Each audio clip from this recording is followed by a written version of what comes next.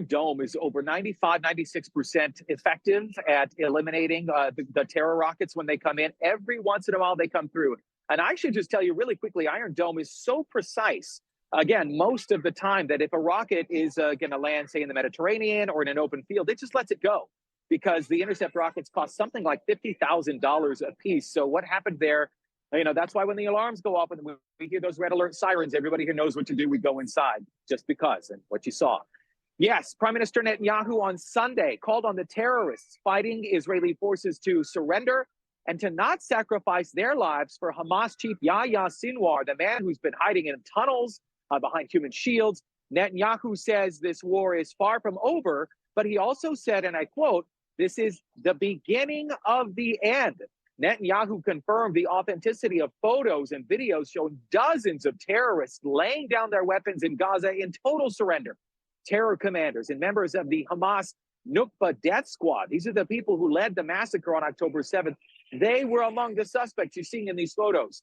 And why are they in their underwear, you may be asking? Well, it's to make sure that they're not wearing any explosives, say a belt, or carrying any other weapons. Now, Israel says it's not meant to demean those men, but the photos of fighting-age Palestinians surrendering is affecting the morale both on the Gaza side and the IDF. Listen to Prime Minister Netanyahu.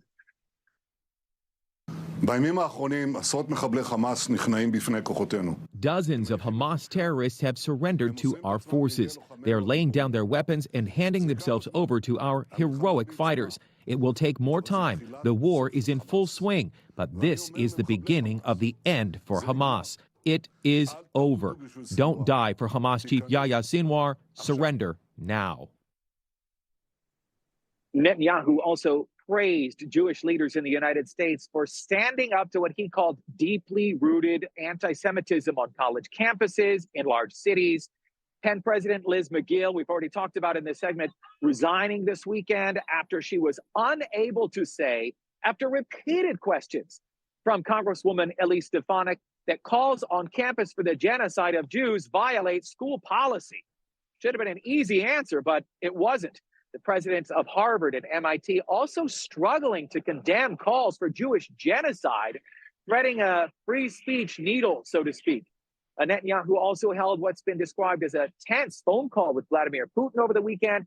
He criticized the Russian president for the Kremlin's dangerous, that was his word, cooperation with the Iranian regime that criticized the Zionist lobby. That's what Iran is saying about the condemnation of anti-Semitism on college campuses. Sean, Christina, Netanyahu also thanked Vladimir Putin for helping free dual Russian-Israeli citizens from captivity. And Netanyahu promised the Jewish state will use all means, political, militarily, to bring the roughly 135 hostages still in Gaza home. Sean, Christina, back to you. A lot to follow with that, again, and including back here stateside, watching for, again, the UPenn president resigning, but MIT, Harvard, seemingly a little different, not wavering from where they stand right now. I'll tell you what we've seen, the big donation of $100 million, the threat to pull that back from UPenn, and then you see the resignation. Daniel. Yeah. But, Sean, let's just be honest about this, okay? It shouldn't even be about the donations. It's not about the money. I mean, she didn't find moral clarity on this issue. I mean, how many explanations where they replace Jewish with black, gay, replace it with any other group? No one would stand for that. It's not about that. And also, she shouldn't, this is just my opinion, I'll take my Newsmax hat off, but she shouldn't have been given the option to resign. She should have been fired. I mean, come on. That's the resignation, tendering a resignation is totally different. They could have made a major statement saying, we won't stand for this. You're fired. And anybody else that can't say genocide of an entire group of people is wrong, you're fired too. Yeah, interesting point. And again, an opinion shared by millions. Daniel Cohen joining us live with that. We'll continue to follow, of course. Any fallout there, again, with the colleges there, but also the war. Daniel, thank you so much. Yeah.